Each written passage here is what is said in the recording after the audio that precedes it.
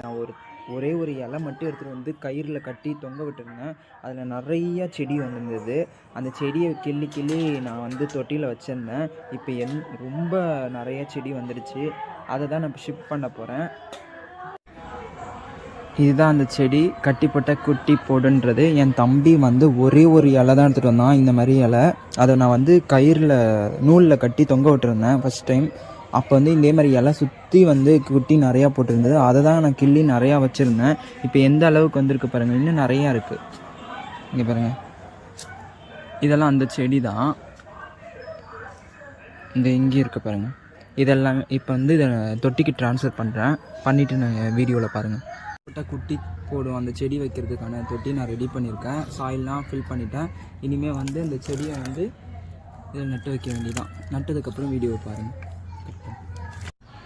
நான் அந்த கட்டிப்பட்ட குட்டி போடும் செடியை